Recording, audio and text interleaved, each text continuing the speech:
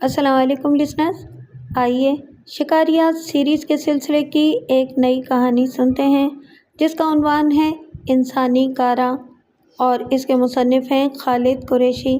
تو آئیے شروع کرتے ہیں۔ شکاری زبان میں گارے سے مراد وہ جانور ہوتا ہے جسے مطلوبہ شکار کو ترغیب دینے کے لیے گزرگاہ پہ باندھا جاتا ہے۔ یہ گارا شکار کو اس جانب متوجہ کرنے کی کوشش کرتا ہے جہاں شکاری گھات لگائے بیٹھا ہو۔ گارا شکار کی مرغوب غذا کا اہم ترین حصہ ہونا ضروری ہے۔ جیسے شیر بکری یا گائے کے گوشت کا شوقین ہوتا ہے، شکاری بکری یا پھر بھینس کو شیر کی گزرگاہ پر باندھ کر بندوق تھامے کسی قریبی درخت کے دو شاخے پر بیٹھ کر انتظار کر سکتا ہے۔ کہنے کا مقصد صرف یہ ہے کہ کسی بھی جانور کے شکار کے دوران میں گارا نہایت اہمیت کا حامل ہے۔ ایسی کچھ حالات سے واسطہ ہمارا تب پڑا جب شیر جنگل کے جانوروں کو شکار کرنے کی بجائے آدم خور بننے پر مجبور ہوا۔ آدم خور شیر کو اگر اپنی من پسند خوراک یعنی انسانی گوشت وافر مقدار میں میسر آ رہی ہو تب پھر وہ گارے کی جانب متوجہ ہونے کی قطعاً ضرورت محسوس نہیں کرتا۔ وہ گارے کو مکمل طور پر نظر انداز کرتے ہوئے قریبی آبادی کا رخ کرتا ہے اور گھروں میں گھسنے سے بھی دریغ نہیں کرتا۔ اسی لیے میرے ہمراہ شیروں کے شکار پر متعین انگریز شکاری نے تمام انسانیت کو بالائے طاق رکھتے ہوئے گارے کے طور پر جانور باندھنے کے سلسلے کو منقطع کر کے دو زندہ اور صحت مند انسانوں کا انتخاب کیا۔ اگر اسے انسانی گارا کہا جائے تو بے جان نہیں ہوگا۔ بات کچھ عجیب سی ہے، لیکن تحریر کے مکمل مطالعے کے بعد شاید آپ یقین کرنے پر مجبور ہو جائیں کہ بعض اوقات کچھ ایسی مجبوریاں وہ سب کچھ کرنے پر مجبور کر سکتی ہیں جن کے متعلق عام حالات میں انسان سوچ کر بھی کانپ جاتا ہے۔ بہرحال تحریر کے آغاز سے پہلے اپنا مختصر تعارف کروا دوں۔ میرا نام نصیر احمد ہے، لکڑیوں کا بیوپاری ہوں۔ اس لحاظ سے جنگلی زندگی کا مطالعہ کرتے رہنے کی وجہ سے شکاری کی گنی چنی چند خصوصیات مجھ میں بھی پیدا ہو گئیں جن میں سر فہرست میرا سچا اور کھرا نشانہ ہے۔ دیہاتی زندگی جہاں شہری زندگی کی نسبت پرسکون، محدود اور زندگی کی پریشانیوں سے دور ہوتی ہے، وہاں خدا کے عذاب کے طور پر آدم خور جانوروں کے علاوہ کچھ شرپسند جانور بھی نقصان کا باعث بن سکتے ہیں۔ مثلاً ہاتھی گنے کی فصل کا انتہائی دشمن ثابت ہوتا ہے۔ ہاتھیوں کا گروہ گنے کی کئی ایکڑ پر موجود فصل کا ایک رات میں صفایا کر دیتا ہے۔ وہ کھاتے کم ہیں اور تباہ زیادہ کرتے ہیں۔ اسی طرح ریچھ چنے کی فصل کے علاوہ سبزیوں کے کھیت کا بھی دشمن ہوتا ہے۔ فصل کی کٹائی سے پہلے دیہاتی اپنی زیادہ تر راتیں کھیتوں کے قریب گزارنے کو ترجیح دیتے ہیں۔ موسم کے تیوروں کو مد نظر رکھتے ہوئے ان کو یہ فیصلہ کرنا پڑتا ہے کہ رات گاؤں سے باہر کھیتوں کے قریب بسر کرنا چاہیے۔ اسلحے کی عدم موجودگی کی بدولت وہ جانوروں کو فصل سے دور رکھنے کے لیے دیسی طریقوں کا انتخاب کرتے ہیں، جن میں سر فہرست آگ کا الاؤ روشن کرنا ہے۔ جانور آگ کی روشنی اور حدت سے ہمیشہ خائف رہتے ہیں۔ ہاتھی کو فصلوں سے دور رکھنے کے لیے ڈھول پیٹنا یا پھر شور و غل کرنا ان کے شرپسند عزائم سے نجات کا باعث بنتا ہے۔ بات ہو رہی تھی شکاری کی زندگی کی، تو صاحب بندوق کی موجودگی کے باعث دیہات کے زیادہ تر لوگ میری خدمات کو حاصل کرنا قابل فخر گردانتے تھے۔ ہاتھی یا پھر ریچھ فصلوں کو گارے جیسی اہمیت دیتے ہیں۔ ایک رات پیٹ پوجا کرنے کے بعد وہ بار بار اسی جگہ کا رخ کرتے ہیں کیونکہ انہیں وہاں سے مزید خوراک کی دستیابی کا یقین ہو جاتا ہے۔ کٹائی کے دنوں میں گاؤں والوں کے اصرار کے بعد میں نے کھیتوں کے پاس رات گزارنا شروع کیا۔ جانوروں کے فصلوں پر حملہ کرنے سے پہلے ہی میں انہیں بندوق کے دھماکے سے بدحواس کر دیتا تھا۔ بعض اوقات جب وہ حد سے تجاوز کرتے ہوئے فرار ہونے سے انکاری ہوتے تھے تب میں ان میں سے چند کا شکار کرنا معیوب خیال نہیں کرتا تھا۔ یہ میری شکاری زندگی کا آغاز تھا اور بعد از آغاز میں نے اپنی بندوق سے ریچھ، ہرن، چکارا اور بھیڑیے کے علاوہ چند آدم خور شیروں اور چیتوں کا بھی شکار کیا۔ تحریر کا باقاعدہ آغاز کرتے ہوئے یہ بھی بتاتا چلوں کہ آدم خور جانور جس خطے سے شکار کا آغاز کرتا ہے، اس آدم خور کو اسی خطے کے نام سے منسوب کر دیا جاتا ہے۔ میری تحریر کے آدم خور دونوں شہروں نے اپنی آدم خور زندگی کا آغاز ضلع کستوری کے قریب واقع گاؤں پانی پتہ سے کیا۔ اس لحاظ سے انہیں پانی پتہ کے آدم خوروں کے نام سے منسوب کیا جا سکتا ہے۔ ان دونوں جڑواں آدم خوروں کی ماں بھی میری بندوق کی گولیوں کی نظر ہوئی۔ دونوں شیر ماں کے رحم و کرم پر پل رہے تھے، اس لیے وہ بچپن ہی سے انسانی گوشت کی لذت سے آشنا تھے۔ ماں کی ہلاکت کے بعد ان دونوں نے اپنی ماں کے نقش قدم پر چلتے ہوئے پانی پتہ کے علاوہ ارد گرد کی آبادی پر آسمانی آفت کی صورت میں نازل ہونا شروع کر دیا، اور 1 سال کے دوران میں ان دونوں نے لگ بھگ 150 کے قریب انسانوں کو لقمہ اجل بنا ڈالا۔ میں ان دنوں لکڑیوں کی فروخت کے سلسلے میں پانی پتہ سے باہر مصروف کاروبار تھا۔ مجھے وہاں وقتاً فوقتاً آدم خوروں کی سرگرمیوں کی اطلاعات بہم پہنچتی رہتی تھیں، لیکن کام کی مصروفیات کے باعث عملی قدم اٹھانا میرے اختیار سے باہر تھا۔ مصروفیات سے فارغ ہونے کے فوراً بعد میں نے پانی پتہ کا رخ کیا۔ یہاں میری نجی رہائش 2 کمروں کے پکے مکان کی صورت میں موجود تھی، جس کی دیکھ بھال میری عدم موجودگی میں میرے نوکر اسلم کے ذمے تھی۔ مکان میں قدم رکھتے ہی میرے استفسار پر اسلم نے مجھے بتایا کہ گزشتہ روز جڑواں آدم خوروں نے پانی پتہ کے ایک گھر میں گھس کر نوجوان میاں بیوی کو ہلاک کرنے کے بعد انہیں گاؤں سے قریب ہی موجود درختوں کے جھنڈ میں کھینچ کر لے گئے اور وہاں بیٹھ کر ضیافت کا اہتمام کیا۔ میں نے اسلم کے ہمراہ گاؤں سے باہر درختوں کے جھنڈ کا معائنہ کیا۔ جھنڈ میں بچی کچی ہڈیوں اور شیروں کے قدموں کے نشانات کے علاوہ مزید کچھ باقی نہیں تھا۔ قدموں کے نشانات کا معائنہ کرنے پر بھی اس کے علاوہ معلومات میں مزید اضافہ نہ ہو سکا کہ وہ دونوں نر شیر تھے، جو بچپنے کی حدود کو عبور کرنے کے بعد جوانی کی حدود میں قدم رکھ چکے تھے۔ دونوں شیر رات کے اندھیرے میں پانی پتہ گاؤں کا رخ کرتے اور نہایت دیدہ دلیری کے ساتھ گاؤں کے کسی بھی مکان کا انتخاب کرنے کے بعد لکڑی کے دروازوں کو توڑ کر رہائشیوں کو اٹھا کر لے جاتے تھے۔ وہ ایسا گاؤں کے ارد گرد موجود جلتے ہوئے الاؤ کی موجودگی کے باوجود کرتے تھے۔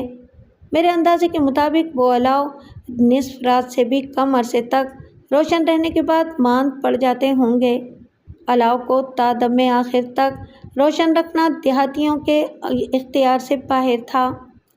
وہ تو سورج غروب ہونے سے بھی پہلے گھروں کے دروازے بند کر کے اپنے مزید بچاؤ کی تدبیروں میں مشغول ہو جاتے تھے۔ الاؤ کو روشن کرنے کے لیے گھروں سے باہر قدم رکھنے کی ہمت ان میں نہ تھی۔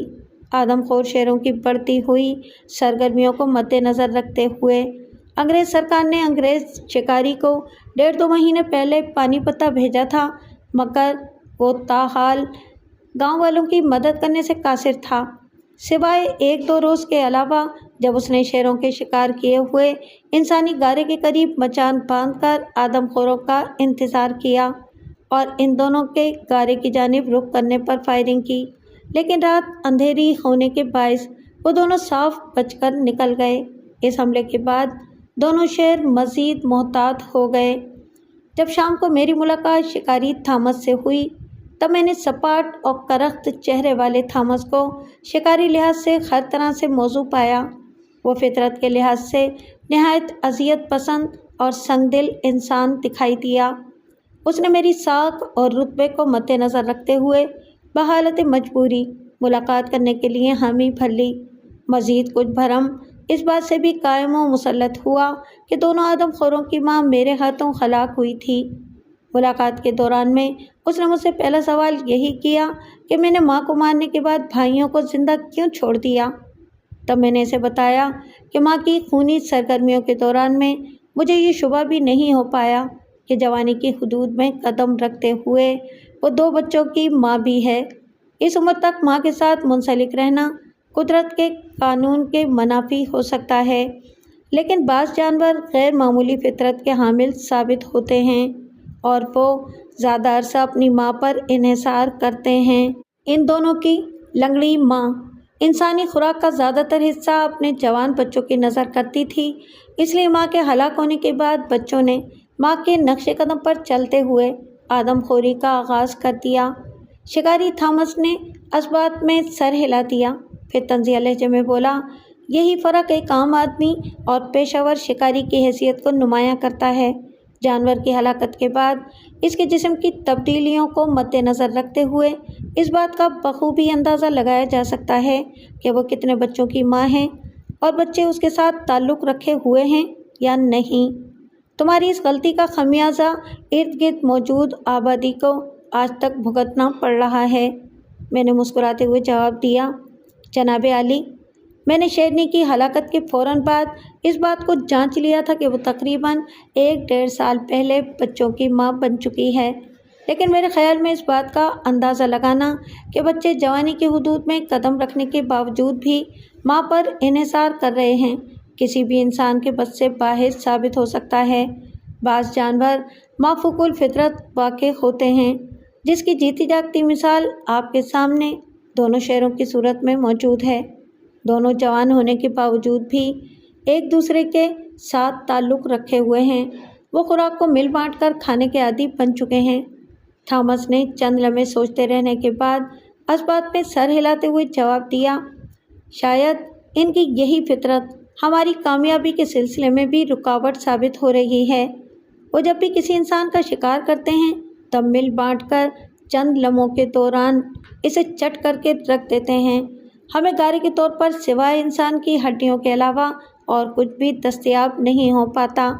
अलावा इसी पानी पत्ता आने के फ़ौरन बाद मैंने गांव के इर्द गिर्द या फिर जंगल के करीब मुत्तहिद जगहों पर गाय और भैंसें बांधकर आदमखोर शेरों को शिकार की तरकीब दी, लेकिन उन्होंने जानवरों के करीब से गुजरने के बावजूद भी इन्हें नुकसान नहीं पहुंचाया। मैंने भी इस बात में सर हिलाते हुए जवाब दिया, वो यकीनन ऐसा ही करेंगे, जबकि इन्हें इंसानी गोश्त की सहूलत बआसानी मैसर आ रही है। इंसानी गोश्त के सामने भला जानवर के गोश्त की क्या हैसियत, वो तो इन्हें मुँह लगाना भी गवारा नहीं करेंगे, थॉमस बोला।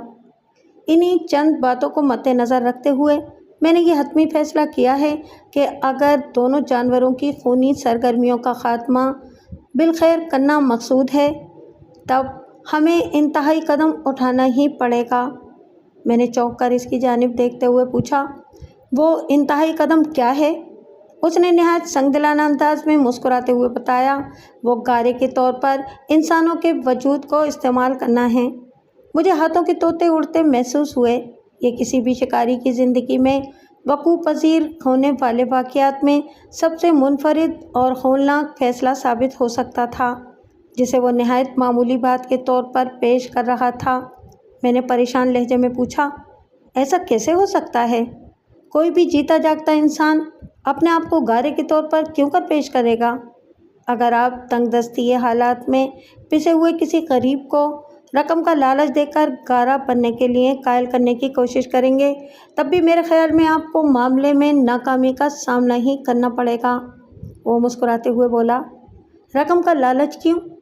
मैं ज़िंदगी का लालच दूंगा। कोई भी होशो-हवास से भरपूर इंसान अपनी मर्ज़ी से मौत को गले लगाने के लिए तैयार नहीं होगा, लेकिन हतमी मौत से बचने के लिए इस मौत का इंतखाब करने की हामी ज़रूर भर सकता है, जिसमें बचने के चंद फ़ीसद चांसेस भी मौजूद हों। जैसे फांसी पर चढ़ने वाला मुजरिम जिसे इस बात का मुकम्मल यकीन हो कि इसे दूसरे दिन यकीनन फांसी पर चढ़ जाना है, वो गारा बनने के लिए बखुशी आमादा हो सकता है। गारा बनने की सूरत में मौत से बचने और ज़िंदगी को पा लेने के 50-50 चांसेस होते हैं, लेकिन फांसी पर चढ़ने की सूरत में तो बचना मुमकिन ही नहीं। मुझे अपने जिस्म के रोंगटे खड़े होते हुए महसूस हुए। वो जो कह रहा था सच कह रहा था। ऐसा हो सकता था, मगर हुकूमत की मर्ज़ी के साथ हम दोनों के सोचने से बात आगे नहीं बढ़ सकती थी। यही बात जब मैंने इसके सामने दोहराई, तब उसने मुझे बताया कि कमिश्नर साहब मदद करने का वादा कर चुके हैं। 1 या 2 दिन बाद कैदी पानी पत्ता पहुँचने वाले हैं। बात ख़त्म हो गई और मैं उठकर अपनी रिहाइशगाह की जानिब चला आया। अगले दिन अंग्रेज़ एहलकारों की मईयत में 2 मकामी कैदियों को पानी पत्ता लाया गया। قیدی شکل و صورت کے لحاظ سے سیدھے سادے اور جاہل گنوار دکھائی دیتے تھے، جنہیں مقصد کے حصول کے لیے استعمال کرنا مشکل دکھائی نہیں دیتا تھا۔ میں شاید یہ بتانا بھول گیا ہوں کہ تھامس پانی پتہ گاؤں کے درمیان لگے خیموں میں رہائش پذیر تھا۔ دونوں قیدیوں کو تھامس کے خیمے کے ساتھ لگے دوسرے خیمے میں مقید کر دیا گیا۔ ان کے ہاتھ اور پاؤں زنجیروں سے بندھے ہوئے تھے۔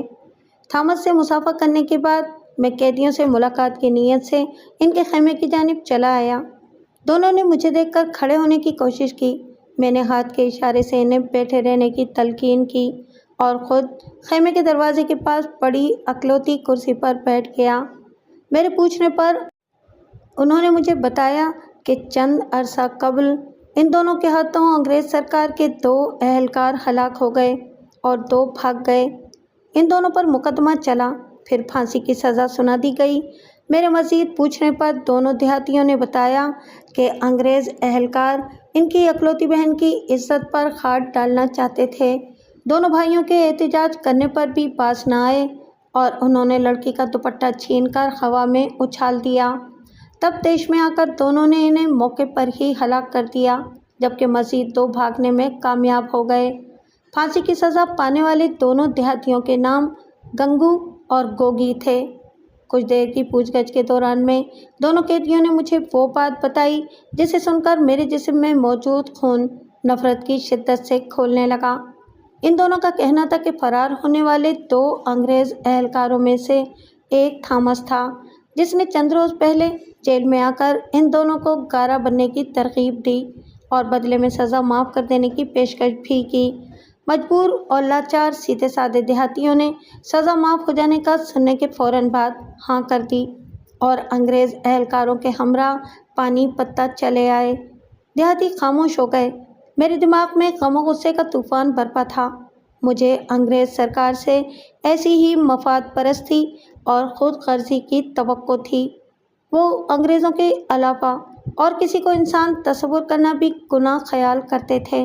مجھے یقین تھا کہ گارے کی صورت میں بندھے ہوئے دونوں معصوم دیہاتیوں کے وجود کی خوشبو پر اگر آدم خور گاؤں کی جانب کھنچے چلے آئے، تب تھامس اس بات سے قطع نظر کہ اس کی چلائی ہوئی گولیاں دونوں دیہاتیوں کی زندگی کا خاتمہ بھی کر سکتی ہیں، بلا دریغ گولیوں کی بوچھاڑ شیروں پر کر دینے کا حکم صادر کر دے گا۔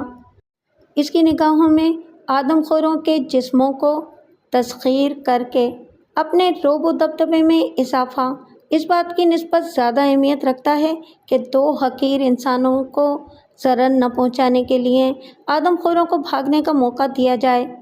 میں نے نفرت کے ساتھ زمین پر تھوک دیا، پھر جیب میں ہاتھ ڈال کر پتلی تار نما آری باہر نکالی اور گنگو کے ہاتھ میں تھما دی۔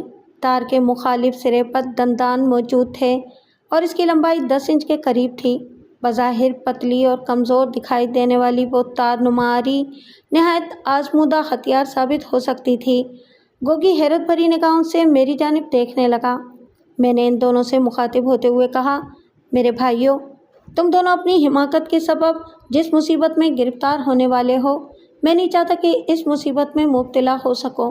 گارے والی رات کوشش کرنا کہ اپنے جسموں کی حرکت کو حد الوسیع پوشیدہ رکھتے ہوئے پاؤں اور ہاتھوں کی زنجیروں کو اس تیز آری سے کاٹ کر جنگل کی جانب فرار ہونے کی کوشش کرنا۔ جنگل تمہارے وجود کو پناہ دے سکتا ہے، لیکن آبادی میں موجود انگریز اہلکاروں کے جاسوس تمہیں پکڑ کر دوبارہ شکاری تھامس کے سامنے لا کھڑا کریں گے۔ اور ایک مزید بات اور، ہاتھوں کی زنجیر کو کاٹنے کے بعد اٹھنے کی کوشش نہیں کرنا، بلکہ لیٹے لیٹے اپنے وجود کو مخالف صورت دینے کے بعد ایک دوسرے کے پاؤں کی زنجیر کو کاٹنے کی کوشش کرنا، اور اس بات کو اپنے دماغ میں نقش کر لینا کہ مچان پر بیٹھے ہوئے شکاری تھامس کی بندوق کا ہدف تم دونوں کا وجود ہی ہوگا۔ معمولی سی حرکت اسے مشتعل کر دینے کے لیے کافی ہوگی۔ میں نے تار کو گوگی کی شلوار کے نیفے میں چھپا دیا۔ دونوں نے ممنونانہ نگاہوں سے میری جانب دیکھا اور میں مطمئن قدموں کے ساتھ خیمے سے باہر نکل آیا۔ یہ 2 دنوں کے بعد کی بات ہے۔ ان 2 دنوں کے دوران میں پانی پتہ کا کوئی بھی آدمی آدم خوروں کا نوالا نہیں بنا تھا۔ اور تھامس کے کہنے کے مطابق دونوں آدم خور انسانی گوشت کی دستیابی کے لیے بےتاب ہوں گے۔ اگر آج کی رات انہیں انسانی گوشت کی دستیابی کا یقین انسانی گارے کی صورت میں دلایا جائے تب وہ یقیناً گاؤں کی جانب رخ کریں گے۔ بات یقیناً ایسی ہی تھی۔ میرے اس بات میں سر ہلانے پر اس نے پانی پتہ کی شروعات کے پاس واقع میدان کے سرے پر لگے ہوئے شہتوت کے تناور درخت پر مضبوط چارپائی باندھ کر مچان کی صورت دی۔ پھر میں اور تھامس چارپائی پر برائے چمان ہوئے۔ ہمارے سامنے میدان کے مخالف جانب ننگی زمین پر گوگی اور گنگو زنجیروں کے ساتھ بندھے چاروں شانے چت لیٹے ہوئے تھے۔ ان کے چہرے ہماری جانب تھے اور پشت کی جانب جنگل تھا جہاں سے آدم خوروں کی آمد متوقع تھی۔ شنید میں تھا کہ دونوں آدم خوروں کو اسی سمت سے نمودار ہوتے ہوئے دیکھا گیا تھا۔ شاید ان کی رہائش گاہ اسی سمت رہی ہوگی، ورنہ جنگل تو پانی پتہ کے چاروں جانب موجود تھا۔ وہ کسی بھی سمت سے گاؤں میں داخل ہو سکتے تھے۔ میں مچان پر چڑھنے سے پہلے دل میں تہیہ کر چکا تھا کہ خط الوسیع کوشش کروں گا کہ دونوں آدم خوروں کو مجبور و لاچار دیہاتیوں کے قریب بھی نہ پہنچنے دوں۔ اس کے لیے اگر مجھے مچان سے کود کر دونوں دیہاتیوں کو بھی بچانا پڑا تب بھی میں دریغ نہیں کروں گا۔ وقت نہایت سست رفتاری کے ساتھ گزرنے لگا۔ ہر جانب سکوت طاری تھا۔ گاؤں کے مکان اندھیرے میں ڈوبے ہوئے ساکت تصویر کا منظر پیش کر رہے تھے۔ سردیوں کی رات تھی، اس لیے ہم مچھروں کی شر پسندیوں سے محفوظ تھے، تاہم جھینگروں کی آواز یا پھر قریب موجود جوہر میں مینڈکوں کے ٹرنانے کی آواز گونج رہی تھی۔ سردی سے بچنے کے لیے ہم دونوں کے جسموں پر کمبل موجود تھے، لیکن دیہاتی معمولی کپڑوں میں ملبوس تھے۔ وہ ٹھنڈی زمین پر سرد ہوا کے تھپیڑوں کی مکمل زد میں تھے اور میں ان کے لیے کچھ بھی نہیں کر سکتا تھا سوائے دل میں درد محسوس کرنے کے۔ دور کہیں ککر کے چلانے کی آواز سنائی دی۔ یہ جنگل کے بادشاہ کے باہر نکلنے کا اعلان تھا۔ ککر واحد ایسا جانور ہے جو شیر کے کچھار کے ارد گرد پایا جاتا ہے۔ وجہ نہ جانے کیا رہی ہو، لیکن وہ شیر کی موجودگی سے جنگل کے جانوروں کو باخبر کرنے کے لیے ہمہ وقت تیار رہتا ہے۔ ککر کے علاوہ جنگلی لنگوروں کو بھی جنگل کے دربان کے عہدے پر منصب کیا جا سکتا ہے۔ شیر جب شکار کرنے کے لیے جنگل کا رخ کرتا ہے تب اس کی مکمل کوشش ہوتی ہے کہ وہ لنگوروں کے علاقے سے دور ہی رہے۔ لنگور اسے دیکھتے ہی شور و غل مچا کر جنگل کے جانوروں کو شیر کی موجودگی سے باخبر کرنے کا فریضہ بخوبی ادا کرتے ہیں، لیکن چونکہ شکار میدانی علاقوں میں ہوتا ہے جہاں لنگوروں کی اکثریت نہیں پائی جاتی، لنگور بلند و بالا اور گھنے جنگلات کے شیدائی ہوتے ہیں، اس لیے دونوں کا آمنا سامنا کم ہی ہوتا ہے، لیکن جب بھی ہوتا ہے خوب ہوتا ہے۔ گنگو اور گوگی کے جسموں میں خفیف حرکت نمایاں ہونے لگی تھی۔ میری نگاہیں ان دونوں کے جسموں پر تنقیدی پہلو کی تلاش میں مرکوز تھیں، لیکن دونوں کمال ہوشیاری کے ساتھ جسموں کی حرکت پوشیدہ رکھے ہوئے تھے۔ کبھی کروٹ لینے کے بہانے اور کبھی جسم کو کھجانے کی خاطر وہ مکمل احتیاط کے ساتھ جگہ تبدیل کر رہے تھے۔ ککر چلا چلا کر خاموش ہو گیا۔ شاید شیر اس کے علاقے سے باہر نکل آیا تھا۔ جیسے جیسے وقت گزرتا جا رہا تھا میرے جسم میں بے چینی کی لہر کی شدت میں اضافہ ہو رہا تھا۔ ماحول پر دوبارہ سکوت طاری ہو گیا تھا اور پھر اچانک ہی اندرون جنگل کی جانب سے جنگلی کتوں کے بھونکنے کی آواز سنائی دی۔ آوازوں کا شور بتدریج قریب آتا چلا جا رہا تھا۔ مجھے اپنے جسم کے رونگٹے کھڑے ہوتے محسوس ہوئے۔ جنگلی کتے رات کے اندھیرے میں غول کی صورت میں باہر نکلتے ہیں۔ جنگل کے تمام جانور اس ناگہانی آفت کی صورت میں نازل ہونے والے خطرے سے خائف رہتے ہیں۔ میں نے اپنی محدود شکاری زندگی کے دوران میں آنکھوں کے سامنے 25 سے 30 جنگلی کتوں کے غول کو مادہ گینڈے اور اس کے 15-20 دن کے بچے کا شکار کرتے ہوئے دیکھا۔ میں ان کی دسترس سے دور پہاڑی ٹیلے پر موجود تھا۔ نیچے وادی میں یہ خونی ڈرامہ کھیلا جا رہا تھا۔ مادہ گینڈے کو شکار کرنا ناممکن تھا اور جنگلی کتوں کا ہدف مادہ گینڈا تھی بھی نہیں۔ وہ تو بچے پر ہاتھ صاف کرنا چاہتے تھے۔ مقصد کے حصول کے لیے جنگلی کتے 2 گروہوں میں بٹ کر حملہ کر رہے تھے۔ ایک گروہ مادہ گینڈے کو اپنی جانب متوجہ کرنے کی کوشش میں مصروف تھا، جبکہ دوسرا گروہ مادہ گینڈے کی غفلت سے فائدہ اٹھاتے ہوئے بچے کو ماں کی پہنچ سے دور لے جانے کی سرگرمیوں میں ملوث تھا۔ تھوڑی سی جد و جہد کے بعد بچہ کھینچاتانی کے دوران میں لہولہان ہو گیا اور اس کے قدم لڑکھڑانے لگے، لیکن ماں اب بھی محاذ پر ڈٹی ہوئی تھی۔ وہ میدان میں بھاگ دوڑ کر جنگلی کتوں کے گروہ کو تتر بتر کرنے کی کوشش کر رہی تھی۔ کتے بکھرنے کے فوراً بعد گھوم پھر کر دوبارہ یکجا ہونے کی کوشش کرتے، پھر بچہ زمین پر گر گیا اور کتوں کے گروہ نے اسے اپنے گھیرے میں لے لیا۔ مجبور و لاچار تھکی ہاری ماں دور کھڑی چیر پھاڑ کرتے ہوئے کتوں کو بے چارگی کے عالم میں دیکھتی رہی اور پھر اپنی جان بچا کر فرار ہو گئی۔ کتوں کی آواز قریب سے قریب تر آتی چلی جا رہی تھی۔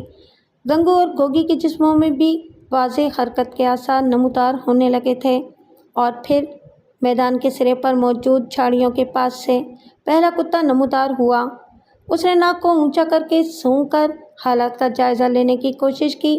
ہوا کا رخ ہماری مخالف جانب تھا، اس لیے وہ جانچ نہیں پایا کہ میدان میں بندھے ہوئے دونوں دیہاتیوں کے علاوہ 2 اور انسان بھی درختوں پر بندوقیں تھامے پرائچمان ہیں۔ اگر انہیں ذرا سا بھی شک ہو جاتا تب وہ میدان میں داخل ہونے کی بجائے جنگل کے سرے پر بیٹھ کر بہتر موقع کا انتظار کرتے، اور یہ انتظار صبح تک طویل ہو سکتا تھا۔ بہرحال حالات سازگار دیکھ کر تمام کتے نمودار ہونے لگے۔ ان کی تعداد کم و بیش 15 سے 20 تھی۔ اندھیرے کی بدولت تعداد میں کمی بیشی بھی ہو سکتی تھی، لیکن پھر بھی تعداد 2 انسانوں کے حوالے سے زیادہ ہی تھی۔ تمام جنگلی کتے جنگل سے نکلنے کے بعد دونوں دیہاتیوں کے گرد گھیرا ڈال کر کھڑے ہو گئے۔ میں نے بے چین نگاہوں سے ساتھ بیٹھے تھامس کی جانب دیکھا۔ اس نے ناک پر انگلی رکھ کر مجھے خاموش بیٹھے رہنے کا اشارہ کیا۔ مجھے اس کی بے حسی پر شدید غصہ آیا، لیکن میں نے ضبط سے کام لیتے ہوئے خاموش بیٹھے رہنے میں ہی بہتری جانی۔ ایک کتے نے آگے بڑھ کر گوگی کی قمیض کے دامن کو منہ میں تھاما اور اپنی جانب کھینچنے لگا۔ گوگی نے ہاتھ پاؤں چلانے کی کوشش کی، لیکن زنجیروں میں بندھے ہونے کی بدولت مقصد میں کامیاب نہیں ہو سکا۔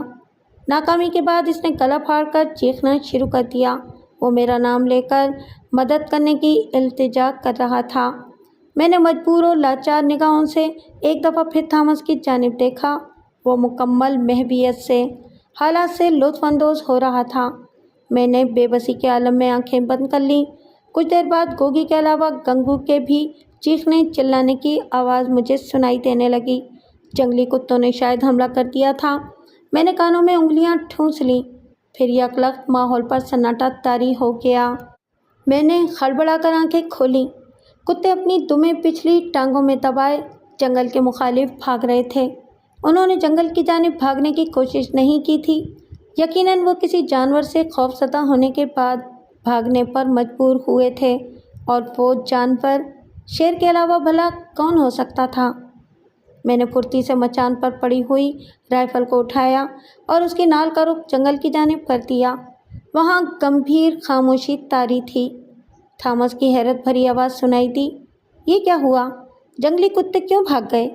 ایسا ہونا ناممکن ہے، میں نے طنزیہ لہجے میں جواب دیا۔ لیکن ایسا ہو چکا ہے، کتے فرار ہو گئے ہیں مسٹر تھامس۔ خدا ہر چیز پر قادر مطلق ہے، اس کی اجازت کے بغیر کوئی مکھی بھی پر نہیں مار سکتی۔ ناممکن کو ممکن بنانا اسے خوب آتا ہے۔ میرا لہجہ جذبات کی شدت سے تقریباً روندھنے لگا، لیکن بات درمیان میں ہی رہ گئی۔ زنجیروں کی کھنکدار آواز سے ماحول گونج اٹھا۔ تھامس نے ہڑبڑا کر گنگو اور گوگی کی جانب دیکھا۔ وہ زنجیروں سے آزادی حاصل کرنے کے بعد زمین سے اٹھ کر جنگل کی جانب بھاگنے کی تیاریوں میں مصروف تھے۔ تھامس کی آنکھیں فرط حیرت کی شدت سے پھٹتی ہوئی دکھائی دے رہی تھیں۔ حالات کو سمجھنے میں اسے کچھ دقت کا سامنا کرنا پڑا، لیکن سمجھ میں آتے ہی اس نے پھرتی سے رائفل کی نال کا رخ جنگل کی جانب بھاگتے ہوئے دونوں دیہاتیوں کی جانب کیا اور فائر داغ دیا۔ مجھے اور تو کچھ سجائی نہیں دیا۔ میں نے لاشعوری طور پر اس کے ہاتھ میں پکڑی ہوئی رائفل کی نال کا رخ آسمان کی جانب کر دیا۔ جنگل کا ماحول دھماکے کی آواز سے گونج اٹھا۔ درختوں پر ساکت بیٹھے پرندے چیخنے چلانے لگے۔ تھامس نے حیرت بھری نگاہوں کے ساتھ میری جانب دیکھا، پھر غصے کے ساتھ گالیاں بکتے ہوئے رائفل کا بٹ میرے چہرے پر مارنے کی کوشش کی۔ میں اس رد عمل کے لیے پہلے سے ہی تیار بیٹھا تھا۔ سر کو دائیں جانب گھماتے ہوئے میں نے رائفل کے بٹ سے بچنے کے فوراً بعد مچان سے نیچے چھلانگ لگا دی۔ زمین سے مچان کی اونچائی کم و بیش 15 سے 20 فٹ کے درمیان تو ضرور رہی ہوگی۔ زمین پر گرنے کے بعد مجھے ایسا محسوس ہوا جیسے میرے پاؤں گھٹنوں کے پاس سے ٹوٹ کر علیحدہ ہو کر رہ گئے ہوں، مگر فوراً ہی احساس ہو گیا کہ زیادہ چوٹ نہیں آئی ہے۔ میں نے رائفل کو کندھے کے ساتھ لٹکایا اور میدان کو عبور کرتا ہوا جنگل کی جانب بھاگ کھڑا ہوا۔ ابھی جنگل میں داخل بھی نہیں ہونے پایا تھا کہ مجھے اندرون جنگل سے گنگو اور گوگی کے چیخنے چلانے کی آوازیں سنائی دیں۔ آدم خور نے شاید ان دونوں پر حملہ کر دیا تھا۔ میں نے سمت کا تعین کیا اور جنگل میں داخل ہو گیا۔ کچھ آگے جانے پر گوگی کا میلا کچیلا مفلر زمین پر گرا ہوا دکھائی دیا، لیکن ان دونوں کا نام و نشان موجود نہیں تھا۔ اندھیرے کی بدولت زمین پر قدموں کے نشانات تلاش کرنا ممکن نہیں تھا، اس لیے میں اندازے کے مطابق آگے بڑھنے لگا۔ جنگل میں جھاڑیوں اور درختوں کی بہتات تھی۔ آگے بڑھنے میں دشواری پیش آ رہی تھی۔ ایک درخت کے پاس سے گزرتے ہوئے مجھے کسی آدمی کی ہچکیاں لے کر رونے کی آواز سنائی دی۔ میں جہاں تھا وہیں ٹھٹک کر رک گیا۔ آواز میرے دائیں جانب موجود شہتوت کے تناوت درخت سے آتی محسوس ہوئی۔ میں نے درخت کے نیچے کھڑے ہو کر اوپر دیکھنے کی کوشش کی، لیکن کچھ بھی دکھائی نہیں دیا۔ اوپر کون ہے؟ میں نے چلاتے ہوئے پوچھا۔ جواب میں میرے پیچھے موجود جھاڑیوں سے شیر کے غرانے کی آواز سنائی دی۔ میں نے ہڑبڑا کر رائفل کو کندھے کے ساتھ لٹکایا اور پھرتی کے ساتھ درخت کے اوپر چڑھنے لگا۔ درخت کی درمیانی اور مضبوط شاخوں کے درمیان کوئی بیٹھا ہوا تھا۔ پہلی نظر میں ہی میں نے اسے پہچان لیا، وہ گوگی تھا، لیکن اس کے ہمراہ مجھے گنگو دکھائی نہیں دیا۔ یقیناً وہ آدم خوروں کا شکار بن چکا تھا۔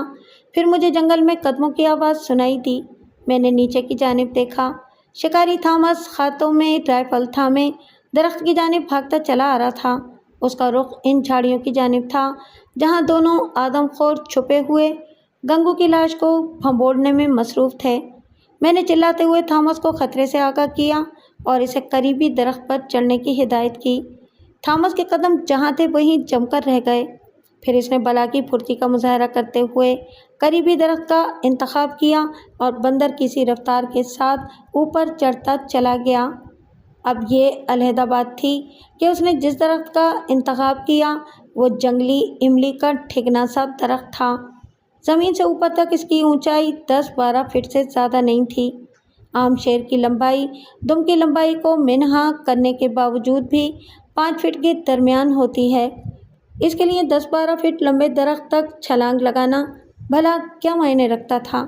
مجھے تھامس کی بدحواسی اور بزدلانہ فطرت پر گمبھیر حالت کے باوجود بھی ہنسی آنے لگی، لیکن ہنسنے ہنسانے کا وقت نہیں تھا۔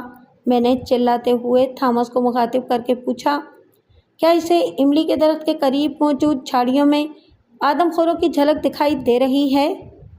اس نے انکار میں سر ہلایا اور پھر چلاتے ہوئے جواب دیا، میں درخت پر مزید اوپر چڑھ کر جھاڑیوں کا جائزہ لینے کی کوشش کرتا ہوں، شاید مقصد میں کامیابی حاصل ہو جائے۔ وہ اوپر چڑھنے لگا۔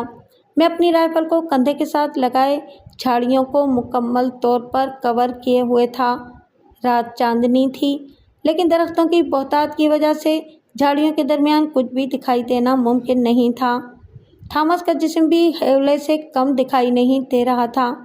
درخت کی پتلی ٹہنیوں کے پاس پہنچنے کے بعد اس نے جھاڑیوں کا جائزہ لیا، پھر سرسراتے ہوئے لہجے میں بولا، دکھائی تو کچھ بھی نہیں دے رہا، لیکن ہڈیاں بھنبوڑنے اور ہلکے ہلکے قرانے کی آواز ضرور سنائی دے رہی ہے۔ اب اس کے علاوہ مزید کچھ نہیں کہا جا سکتا کہ ہم دونوں اپنی رائفلوں کا رخ جھاڑیوں کی جانب کر کے فائر داغ دیں۔ شیر ہڑبڑا کر باہر نکلنے کی کوشش کریں گے تب انہیں بآسانی نشانہ بنایا جا سکتا ہے۔ میں نے انکار میں سر ہلاتے ہوئے اسے سمجھایا، हमारी बंदूकों में सिर्फ 2 कारतूस फायर करने की अहलियत है, यानी मेरी राइफ़ल और तुम्हारी राइफ़ल की गोलियों को मिलाकर हमारे पास सिर्फ 4 कारतूस मौजूद हैं। अगर 4 कारतूस 2 शेरों का कुछ भी नहीं बिगाड़ पाए तो जब तक हम राइफ़ल को दोबारा लोड करने की कोशिश करेंगे तब तक वो आधे से ज़्यादा जंगल अबूर कर चुके होंगे। बात थॉमस की समझ में आ गई और वह उस बात में सर हिलाते हुए बोला, फिर भला क्या करें? मैंने मुस्कुराते हुए जवाब दिया, तुम अपनी राइफ़ल से पहला फायर करके इन्हें बाहर निकालने की कोशिश करो। इनके बाहर निकलने पर हमारे पास मज़ीद 3 कारतूस बाकी बचेंगे। अगर हमने एहतियात के साथ काम लिया तब इन्हें बआसानी ढेर कर सकते हैं। थॉमस ने दोबारा उस बात में सर हिलाया और मुझे चौकन्ना रहने की हिदायत देने के बाद राइफ़ल की नाल का रुख झाड़ियों की जानिब कर दिया। मैंने भी उंगली राइफ़ल की लबलबी पर रखकर नाल का रुख हदफ की जानिब कर दिया। गोगी ने रोना बंद कर दिया था और अब खाली खाली निगाहों से हमारी पेशरफ्त को देखने में मसरूफ़ था। थॉमस ने अचानक ही फायर कर दिया। गोली के धमाके की आवाज़ से जंगल का माहौल गूंज उठा। इसके साथ ही दोनों शेर धाड़ते हुए झाड़ियों के दरमियान से बाहर निकलकर सामने आ गए। मेरी निगाहें झाड़ियों से बाहर निकलने वाले इनके मुतवक्का वजूदों का मुहासरा किए हुए थीं। मैंने निशाना लेने के फ़ौरन बाद बंदूक की लबलबी को दबा दिया। जंगल का माहौल दूसरे धमाके की आवाज़ से गूंजा। पहला शेर धमाके के साथ ज़मीन बोस होता दिखाई दिया। मेरे अंदाजे के मुताबिक गोली इसके सर की हड्डी को तोड़कर भेजे के आर पार हो गई थी। तीसरा फायर थॉमस की जानिब से किया गया। बदकिस्मती से ये गोली ज़मीन पर गिरे हुए तड़पते हुए आदमखोर को लगी। दूसरे आदमखोर ने फ़ौरन दागी जाने वाली गोली की सिमत का तयन किया और इमली के दरख्त पर चढ़कर उसने थॉमस को पाँव के पास से थामा और दरख्त से नीचे खींच लिया। माहौल थॉमस की दर्द भरी चीखों से गूंजा। ज़मीन पर गिरते ही आदमखोर ने थॉमस के जिस्म का मुहासरा करने की कोशिश की। सब कुछ सेकंड के 1000वें हिस्से से पहले वक़ूफ़ पज़ीर हुआ। मुझे कुछ भी सोचने का मौका मैसर नहीं आ सका। हवास बहाल होते ही मैंने राइफ़ल की नाल का रुख शेर के गुस्से से थिरकते वजूद की जानिब किया और इस एहतियात को मलूज़ नज़र रखते हुए कि मेरी चलाई हुई गोली शेर के नीचे दबे हुए शिकारी थॉमस को भी नुकसान पहुंचा सकती है, फायर कर दिया। मेरी राइफ़ल की आखिरी गोली थी और हालात का तकाजा ये था कि ज़ाया नहीं होने पाए। गोली शेर की कमर और सर के दरमियान गले के जोड़ पर लगी। वो वहीं ढेर होता चला गया। थॉमस का जिस्म आदमखोर के सेहतमंद जिस्म के नीचे मदफन हो गया। उसने मज़ाहमत करने की कोशिश नहीं की, शायद शिद्दत खौफ से बेहोश हो गया था। चंद लम्हे इर्द गिर्द के माहौल का जायज़ा लेने के बाद मैंने फुर्ती से कमर के साथ बंधी हुई पट्टी में से कारतूस बाहर निकाले और दोबारा राइफ़ल को लोड करने लगा। ये जानते बूझते कि दोनों आदमखोर यकीनी तौर पर फना हो चुके हैं। इसके बावजूद भी एहतियात का तकाजा यही था कि शिकारी की राइफ़ल किसी भी मुतवक्का ख़तरे से नबर्द आज़मा होने के लिए हर वक्त तैयार रहे। दोनों शेर दरख्तों के दरमियान बेसुध पड़े थे। मैंने लोड राइफ़ल को मुकम्मल एहतियात के साथ कमर के साथ लटकाया और दरख्त से नीचे उतरने लगा। ज़मीन पर कदम रखते ही मैंने राइफ़ल को हाथों में थामा और उसका रुख दोनों शेरों के बेसुध पड़े वजूदों की जानिब कर दिया। शहतूत के दरख्त पर से गोगी की आवाज़ सुनाई दी। वो दरख्त से नीचे उतरने की इजाज़त तलब कर रहा था। मैंने इनकार में सर हिलाते हुए इसे अपनी जगह पर बैठे रहने की हिदायत की। फिर ज़मीन पर पड़े हुए पत्थर उठाकर शेरों की जानिब फेंके। उन्होंने हरकत नहीं की। तब मैंने आगे बढ़कर इनके मुर्दा वजूदों का जायज़ा लेना शुरू कर दिया। दोनों नर शेर थे और चंद अरसा कबल जवानी की हुदूद में कदम रखने के बाद आदमखोरी की आदत में मुब्तला हुए थे। नहायत सेहतमंद और काबिल रश्क खाल के मालिक थे।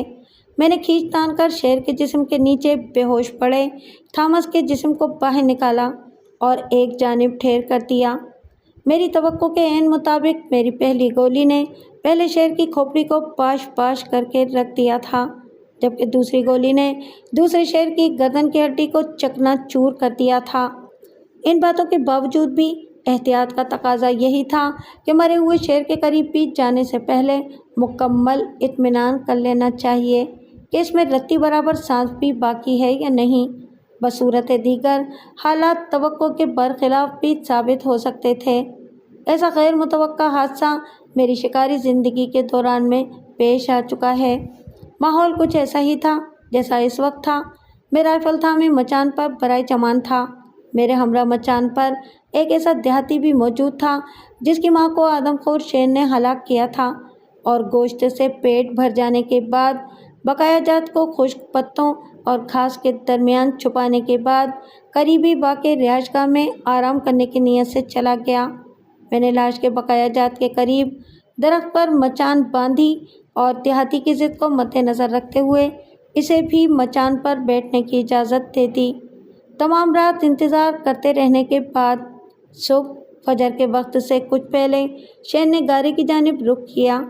تب میں نے اس کی داہنی ٹانگ کے جوڑ سے کچھ پیچھے فائر کر کے اس کا خاتمہ کر دیا۔ گولی یقیناً شیر کے دل میں لگی۔ وہ کلا بازی کھا کر گارے کے پاس زمین پر چاروں شانے چت گر گیا۔ کچھ دیر تڑپتے رہنے کے بعد خاموش ہو گیا۔ میں ابھی مچان سے نیچے اترنے کے متعلق سوچ بھی نہیں پایا تھا کہ میرے ہمراہ مچان پر بیٹھے ہوئے دیہاتی نے اچانک ہی مچان سے نیچے چھلانگ لگا دی۔ چشمے زدن میں وہ مجھے شیر کی لاش کے قریب دکھائی دیا۔ اس نے نفرت کے عالم میں پہلے شیر کے جسم پر تھوکا، پھر اسے ٹھوکر مارنے کی کوشش کی۔ شیر جنگل کا بادشاہ گردانا چاہتا ہے۔ وہ اس تذلیل کو برداشت نہیں کر پایا۔ اس میں کچھ جان ابھی باقی تھی۔ دیہاتی کی ٹھوکر لگنے سے پہلے اس نے اپنے آدھے جسم کو اوپر اٹھا لیا اور سیدھے ہاتھ کا تھپڑ دیہاتی کے چہرے پر رسید کر دیا۔ جنگل کا ماحول تلخ کی آواز سے گونج اٹھا۔ دیہاتی کا جسم کٹے ہوئے شہتیر کی مانند زمین پر اپنی ماں کے وجود کی بقایا جات کے قریب گرا اور ساکت ہو گیا۔ شیر کے جسم سے بھی جان نکل گئی۔ میں نے تعصب بھری نگاہوں کے ساتھ ماں، بیٹا اور آدم خور شیر کی لاشوں کی جانب دیکھا تھا۔ شیر جیسے قوی اور طاقتور جسم کے مالک جانور سے یہ توقع کر لینا کہ ایک یا دو گولیاں اسے زمین سے اٹھنے سے روک سکتی ہیں، سراسر بے وقوفی ثابت ہو سکتی ہے۔ وہ بعض اوقات 2-3 گولیاں لگنے کے باوجود بھی اٹھ کر جنگل کی جانب بھاگ سکتا ہے۔ بہرحال پانی پتہ کے دونوں آدم خور شیر میرے ہاتھوں واقعی فنا ہو چکے تھے۔ شکاری تھامس کی لاش میں نے اپنی گاڑی میں ڈال کر کمشنر صاحب کے دفتر پہنچائی۔ اسے صرف ایک ہی گولی لگی تھی، لیکن اس ایک گولی نے اس کی شہرک کو کاٹ کر رکھ دیا تھا۔ تمام حالات تفصیل کے ساتھ بیان کرنے کے بعد میں نے کمشنر صاحب کو آخری حالات کے متعلق آگاہ کرتے ہوئے بتایا کہ جب میں نے پانی پتہ کے ان دونوں شہروں پر بے دریغ فائر کیے تب تھامس دونوں شہروں میں سے ایک شہر کے نیچے دفن تھا۔